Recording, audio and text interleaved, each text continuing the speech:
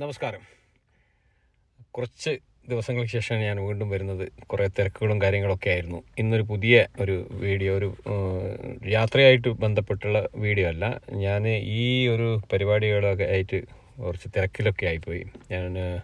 ഞങ്ങൾ ഡൽഹിയിലെ global meet കല്ലാണ്ടിക്കൂട്ടത്തിൻ്റെ ഇത് കഴിഞ്ഞതിന് ശേഷം ഓരോ ചാപ്റ്ററുകളും ഓരോരോ ചാപ്റ്ററുകളിൽ വെച്ചിട്ട് നടത്തുന്ന ഒരു വാർഷികം ഉണ്ടായിരുന്നു. റിയാദ് ചാപ്റ്ററിൻ്റെതും അതുപോലെ തന്നെ ബഹ്റൈൻ ചാപ്റ്ററിൻ്റെ ഒരേ ദിവസം തന്നെയായിരുന്നു നടന്നത്. അപ്പോൾ അതിൻ്റെ ചില കലാപരിപാടികളൊക്കെ ആയിട്ട് തിരക്കിലായിപ്പോയി. ഞങ്ങൾ കലാകാരന്മാരൊക്കെ ഫാമിലിയിൽപ്പെട്ടവരും അതുപോലെ തന്നെ മെമ്പേഴ്സിൻ്റെ ഒക്കെ ഒരു പരിപാടിയായിരുന്നു ഇത്. കൂട്ടത്തിൽ ഞാനും കൂടിയുള്ള ഒരു നാടകമല്ല, ഒരു സ്കിറ്റാണ് കേട്ടോ. ഒരു നേരം പോക്കിന് ഞങ്ങൾ അവതരിപ്പിച്ചാണ്. അതും കൂടെ ഇതിൽ ഉൾപ്പെടുത്തിയിട്ടുണ്ട്. അപ്പോൾ അത് കാണാൻ നിങ്ങളുടെ അഭിപ്രായങ്ങളൊക്കെ പറയുക. അതിനുശേഷം ഞാൻ പഴയ ഡൽഹി യാത്രകളുമായിട്ട് വീണ്ടും വരുന്നതായിരിക്കും. ഈ തിരക്ക് കാരണമാണ് ഞാൻ നിങ്ങളുടെ അടുത്ത് വീണ്ടും എത്താൻ വൈകിയത്. ഏതായാലും പരിപാടി കാണുക, നിങ്ങളുടെ അഭിപ്രായം പറയുക. Okay, thank you.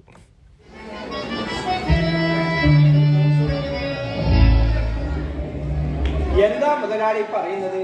ഈ കസേര മുതലാളിയുടെ ജീവൻ തകർക്കുന്നു. എനിക്കത് വിശ്വസിക്കാനാവുന്നില്ല. അതേടാ, അത് സത്യമാണ്. ഈ കസേരയ്ക്ക് ഒരു കഥയുണ്ട്. എന്റെ മുത്തച്ഛന്റെ കാലത്ത് അദ്ദേഹം രാജഭരണകാലത്തെ മന്ത്രിയായിരുന്നല്ലോ. അന്നവ സത്യം തെളിയിക്കാൻ ഈ കസേരയാണ് ഉപയോഗിച്ചത്. സത്യം തെളിയിക്കാൻ കസേര?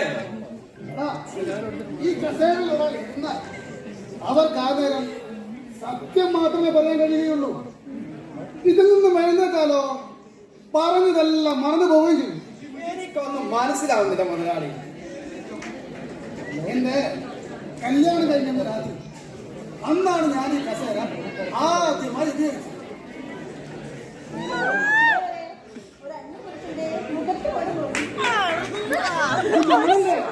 നിന്റെ അപ്പോട്ടൻ ഇത് നോക്ക്.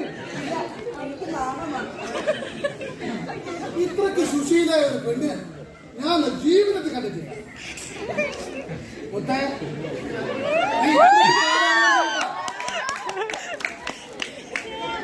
പിന്നെ നമ്മളിന്നൊരു പുതിയ ജീവിതം തുടങ്ങുകയാണ്. നമുക്ക് പരസ്പരം ഒരു രഹസ്യവും പാടില്ല. എല്ലാം പറഞ്ഞു വേണം നമുക്ക് ജീവിതം തുടങ്ങാൻ. ആദ്യം ഞാൻ എന്നെ കുറിച്ച് പറയാം. ഞാനൊരു വില്ലനായിരുന്നു. എന്റെ ജീവിതത്തിൽ എനിക്കൊരു പ്രണയം ഉണ്ടായിരുന്നു. അതെ, അതൊരു വൻപേ പ്രണയമായിരുന്നു. 100 കൊല്ലം അവരുടെ പിറകെ നടന്ന് പ്രണയിച്ചു. ഒടുക്കം പറ്റില്ലാന്ന് പറഞ്ഞു അന്ന് നിർത്തിയതാണ് ഈ പ്രണയവും കോപ്പും. അതിവിടെ ചക്കയുടെ ജീവിതത്തിൽ അങ്ങനെ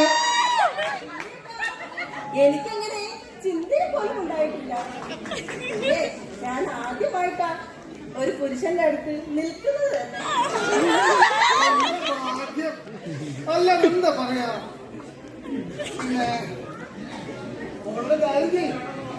മോളെ നീ കുറച്ച് കസേരയിലിരിക്കും, നമുക്ക് ഇരുന്ന് സംസാരിക്കാം. ഒരു കുഴപ്പമില്ല, ഞാനിരുന്നാൽ ശരിയാവില്ല.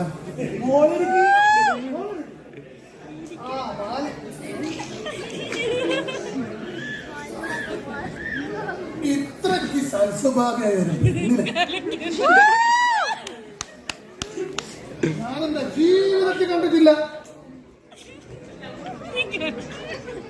കല്യാണത്തിന് മുമ്പ് ഒരന്യ പുരുഷൻ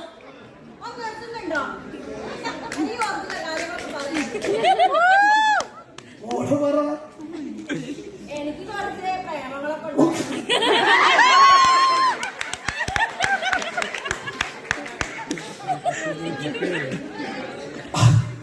അത് വെറുതെ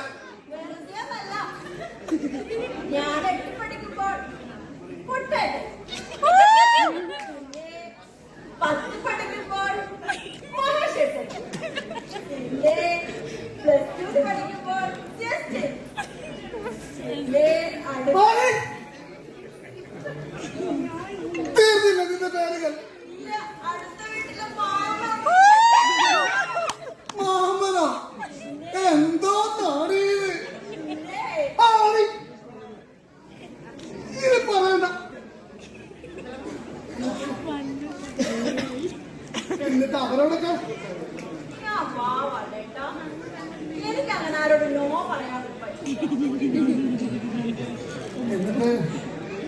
അവന്മാരൊക്കെ ഹായ് എന്ത് രസമായിരുന്നു. അവരെന്നെ എവിടെയൊക്കെ കൊണ്ടുപോയെന്നറിയാമോ? ഞങ്ങൾ ഒരുമിച്ച് സിനിമയ്ക്ക്, പാർക്കില്, ബീച്ചില്, പിന്നെ ഇടയ്ക്കിടെ ടൂറ്. കേട്ടാ കേട്ടത് കൊണ്ടുപോയില്ല.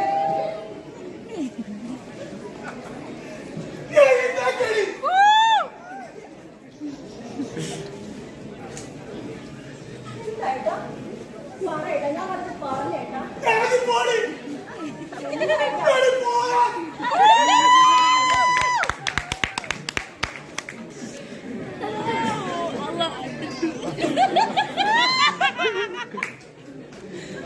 കഷ്ടം തന്നെ മുതലാളി, കഷ്ടം തന്നെ.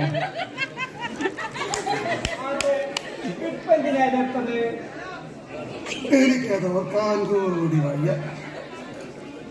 ഒന്നോ രണ്ടോ ആണെങ്കിൽ പോട്ടെ, ഈ നാട്ടിലൊരു കലാപം തന്നെ ഉണ്ടാക്കിയല്ലോ കല്യാണം കഴിച്ച. എന്റെ ജീവിതം കൊഞ്ഞാട്ടാക്കി. ആ ഇനി അതൊക്കെ ഓർത്തിട്ടെന്ത് കാര്യം? എല്ലാം എന്റെ വിധി. പോട്ടെ മുതലാളി, പോട്ടെ. അല്ലേ വലി പിന്നെ നീ എന്താ ചോദിച്ച? ഈ കസാര എന്തിനാ എടുത്തേനെ? ആ അതിൽ കുറച്ച് കാര്യങ്ങളുണ്ട്. ഒന്ന്, എന്നോട് നിനക്ക് എത്ര സ്നേഹം? എന്താ വിധി? പോട്ടെ മുതലാളി, പോട്ടെ. അല്ലേ വലി പിന്നെ നീ എന്താ ചോദിച്ച? ഈ കസാര എന്തിനാ എടുത്തേനെ? ആ അതിൽ കുറച്ച് കാര്യങ്ങളുണ്ട്. ഒന്ന്, എന്നോട് നിനക്ക് എത്ര സ്നേഹമുണ്ട് എന്നൊന്ന് അളക്കണം.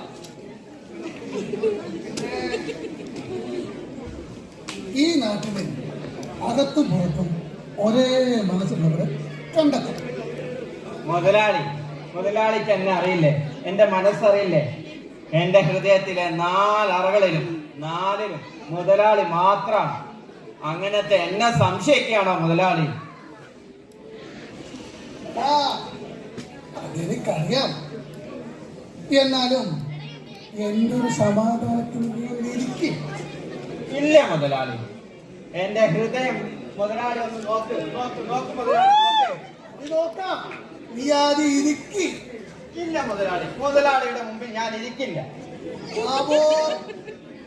ഇരിക്കടാ. ഇല്ല മുതലാളി, ഞാൻ ഇരിക്കില്ല മുതലാളി. നിന്നോട്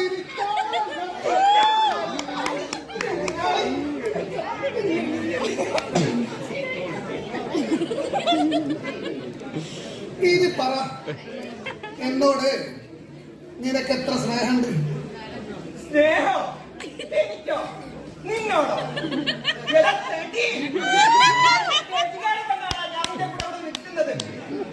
അറിയിച്ച ശമ്പളം തരില്ല, അത്യാവശ്യത്തിന് തീരെ തരില്ല. എന്റെ കുടുംബത്തെ പോലും കാണാൻ ഈ സാമത്തോട് സമ്മതിക്കില്ല. നിങ്ങൾ അറിയോ?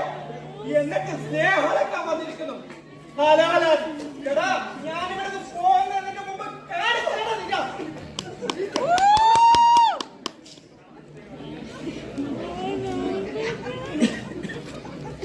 മുതലാളി, ഞാൻ വല്ലതും പറഞ്ഞു മുതലാളി?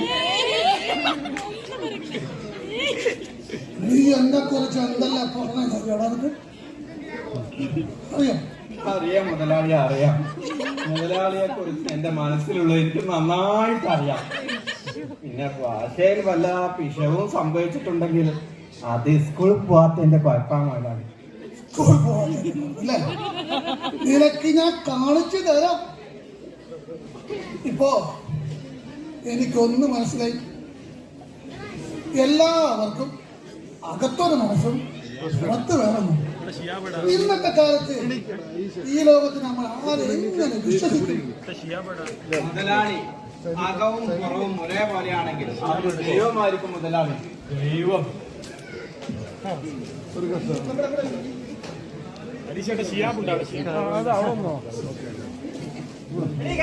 അവിടെ കഴിഞ്ഞോ? ഇങ്ങോട്ട് പാടി,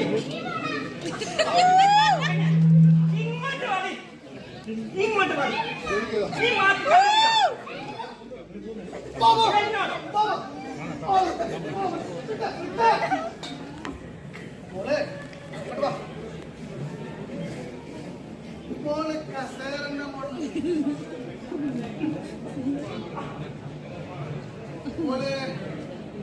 ഭാവിയിലല്ലയോ മൂത്തവരെ രണ്ടാമൂടൊന്ന് വിളിക്കോ.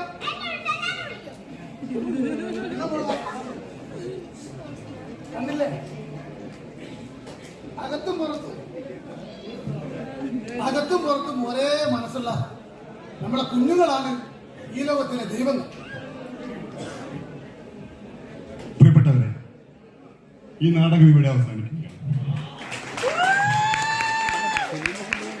ഈ നാടകത്തെ അവലോകനം ചെയ്യാനും ഇതിന്റെ സംവിധായകനെയും അഭിനേതാക്കളെയും അനുമോദിക്കാനും അഭിനന്ദിക്കാനുമായിട്ട് കേരളത്തിലെ അറിയപ്പെടുന്ന ബുദ്ധിജീവിയും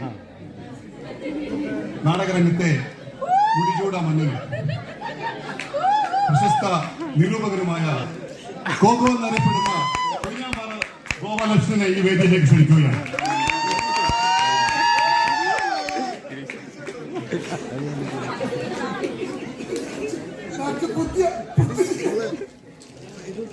അതോടൊപ്പം ഈ നാടകത്തിന്റെ സംവിധായകൻ മൂതനുണ്ണിയെയും സ്നേഹത്തോടെ ഈ വേദിയിലേക്ക്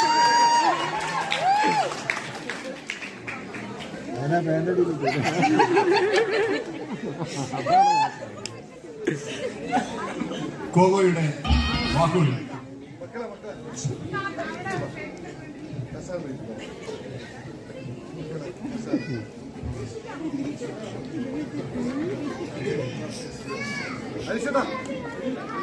പ്രിയമുള്ള,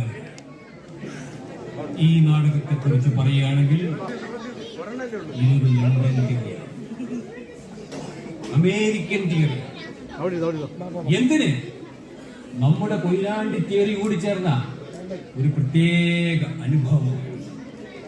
സത്യത്തിന്റെയും അസത്യത്തിന്റെയും വേർതിരിവ്, ആത്മീയവും ഭൗതികവുമായ കാഴ്ചപ്പാട്, സ്വാതന്ത്ര്യത്തിന്റെയും പാരതന്ത്ര്യത്തിന്റെയും സൂചനകൾ അസലായി.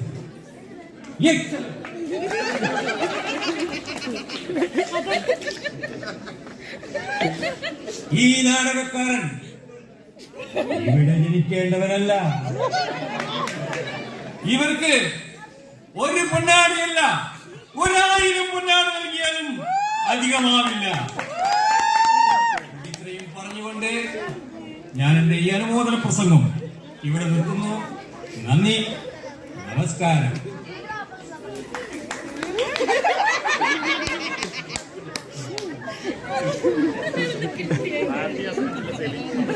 അടുത്തതായി മറുപടി പ്രസംഗത്തിനായി സംവിധായകൻ മൂതനുണ്ണിയെ ക്ഷണിക്കും.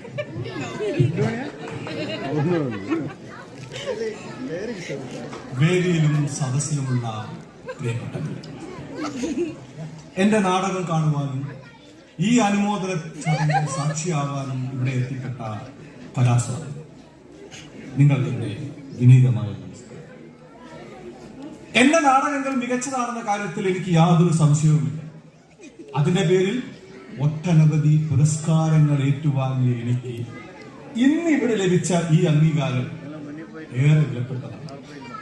കാരണം അമേരിക്കയിൽ പോയി നാടകത്തെക്കുറിച്ച് ഗവേഷണം തന്നെ നടത്തി വന്ന പ്രശസ്ത നാടക നിരൂപകനായ കൊഴിഞ്ഞാമ്പാറ ഗോപാൽ എന്നെ ഏറെ സന്തോഷിച്ചു.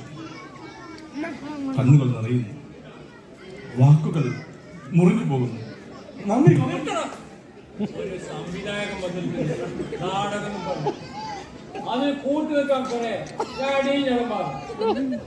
നിങ്ങൾ എന്തൊക്കെ കരുതിയത്? ഇത് നാടകം ഈ കണക്കിരിക്കുന്നത്. ഓരോ കൊല്ലം ഓരോ ഉടായിപ്പായി വരും, നാടകം പറഞ്ഞു. ഇതിനൊക്കെ കൂട്ടു നിൽക്കാൻ നിങ്ങളുണ്ടല്ല. എന്താണ് കരുതിയത് നിങ്ങൾ? നാടകമാണോ ഇത്? ഇതേതല്ല. ഇവിടെ നിന്ന് ഈ ബന്ധുക്കളും കുടുംബക്കാരും കൂട്ടുകാരും ഒക്കെ ആയതുകൊണ്ടാണ് ഇവരിവിടെ ക്ഷമിച്ചിരിക്കുന്നത്. നേരെ ഇത് ഉടായ്പ വന്നത് ഓടിച്ചിട്ടടിക്കും കേട്ടോടാ. ഈ മോള് എവിടെ എവിടെ മതി, മതി.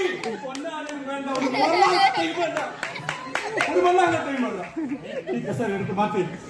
ഇത് ഇരിക്കാൻ പറ്റാത്ത കസേരയാണ്. ഇരിക്കാൻ പറ്റാത്ത കസേര.